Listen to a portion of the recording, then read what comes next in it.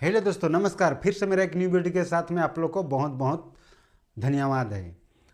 तो दोस्तों, आज जो मेरा टॉपिक है वो बहुत लोग कमेंट करते हैं, ऐसे पूछते हैं, या तो हम लोग बाहर स्टेट कहीं जाते हैं तो ऐसा अक्सर होते रहता है कि डिपॉजिट और रेंट में क्या अंतर है, रेंट भाड़ा में क्या अंतर है और डिपॉजिट में क्या अंतर है। तो मैं आप लोग को इसी के बारे में आप लोग को समझाऊंगा, तो आप लोग ध्यान से समझना और मेरा वीडियो को स्किप नहीं करना। तो आप लोग को मैं बता रहा हूं, डिपॉजिट डिपॉजिट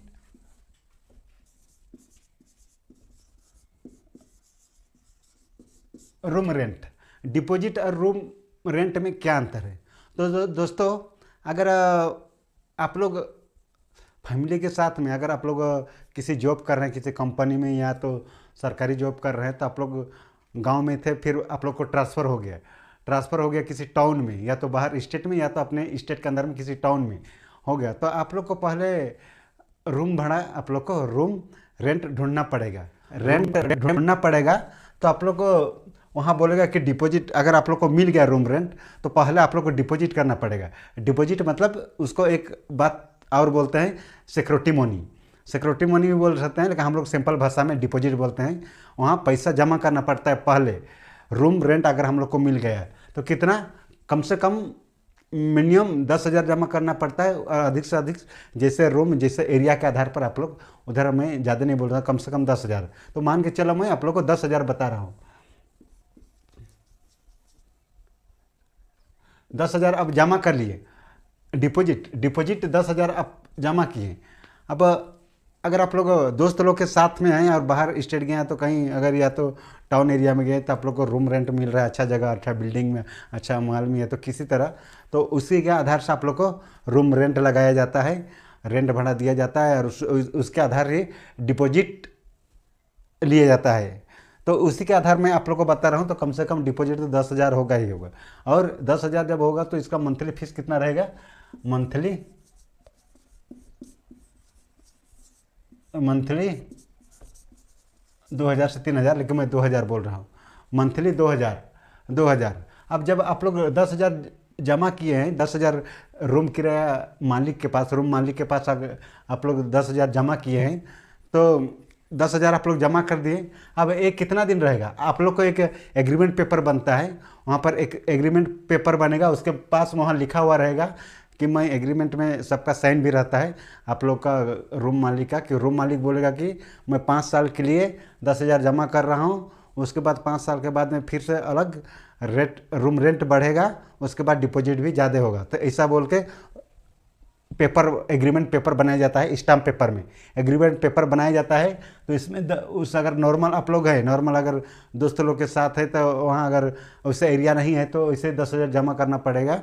और जितना भारी एरिया है, अगर आप लोग सर्विसमैन हैं, तो वहाँ जैसे वो लोग भी समझता है कि सर्विसमैन तो अभी अगर फैमिली के साथ में या तो अकेले हैं, फिर लेकिन उसी एरिया में आप ढूंढेंगे रूम रेंट की, कोई अच्छा नहाने धोने, बाथरूम, सब कुछ आप लोग के पास व्यवस्था होता है, उसी के पास आप लोग वैसे ही रूम रेंट आप लोग को चाहिए, तो उसी के आधार से वहाँ ज़्यादा रेंट भाड़ा लगेगा। तो इसी के लिए मैं बता रहा हूँ, तो मैं नॉर्मल बता रहा हूँ। जैसे हम लोग का क्या है, मजदूर करने वाला लोग भी बहुत दूर चले जाते हैं रूम रेंट करने के लिए, तो इसके लिए मैं आप लोग को बता रहा हूँ। तो दोस्तों, यही रूम रेंट, तो जब आप लोग का 10,000 आप जमा कर दिए हैं, उसके बाद में मंथली 2,000 आप लोग का बन दिया, एग्रीमेंट हो गया मंथली 2,000। उसके बाद में आप 10,000 जमा किए, अब मान के चलो 5 साल के लिए, अब 5 साल के लिए आप लोग 10,000 जमा किए, फिर 5 साल तक आप लोग हर महीना 2-2 हज़ार आप लोग को देना पड़ेगा, अगर 5 साल तक वहाँ रुकते हैं। अगर 5 साल से पहले अगर आप लोग अगर बाहर देश गए हैं अपने खुद काम करने के लिए, बाहर देश गए हैं, तो अगर 5 साल के लिए आप लोग रुकते हैं, 5 साल से पहले अगर आप लोग रूम छोड़ देते हैं, तो उसके बाद में 5 साल अगर के पहले अगर रूम छोड़ देते हैं आप लोग, तो वहाँ आप लोग मालिक को बोलना पड़ेगा कि हम लोग पहले रूम छोड़ रहे हैं, क्योंकि हम लोग यहाँ से दूसरी जगह हो रहा है, हम लोग का काम बंद हो गया, या तो हम लोग का काम करने का मन नहीं कर रहा है, या तो यहाँ से हम लोग को दूसरी जगह भेज रहा है, कुछ भी आप लोग बोल सकते हैं। तो इससे में वो क्या करेगा, इतना तारीख को हम लोग जाने वाले हैं, तो आप लोग जिस तारीख तक आप लोग का रूम रेंट का जो भाड़ा का आप लोग का डेट होता है ना, उसी टाइम 1-2 दिन के बाद में आप लोग बोलेंगे इतना तारीख हम लोग जाने वाले हैं। तो यही अगर मान के चलो आप लोग 2,000 जमा करते हैं, तो इसी में अगर 10,000 में अगर 2,000 आप लोग मंथली हो गया, तो 2,000 आप लोग दे रहे हैं, जमा कर रहे हैं, तो उसके बाद में आप लोग को इसी को काट के मान के चलो ऐसे ही तो 2,000 उन लोग को देना ही पड़ेगा। आप लोग महीना होने के बाद ही आप लोग रूम खाली करेंगे, तो इसे 2,000 आप लोग को काट के ही आप लोग को वापस कितना होगा, 8,000 रुपया वो वापस करेगा। 8,000 रुपया रिटर्न करेगा, 8,000 रुपया, 8,000 रुपया रिटर्न करेगा।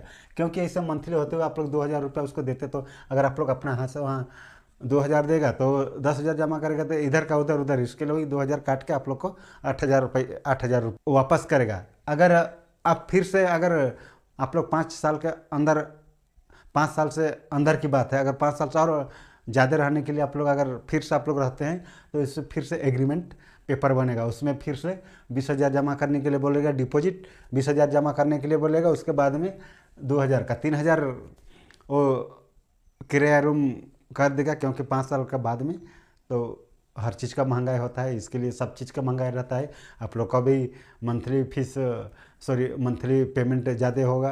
तो इसी तरह हर साल में, 5 साल में, 2 साल में हर चीज़ का, सब चीज़ का महंगाई होते जाता है। इसके आधार से सब चीज़ का रेट बढ़ता है। तो इसी तरह डिपॉजिट और मंथली में अंतर है। आप लोग अगर कहीं नए जगह में जाएंगे, तो अगर रूम भाड़ा के लिए जाएंगे, तो आप लोग को पहले डिपॉजिट के लिए पैसा आप लोग को इकट्ठा करना पड़ेगा।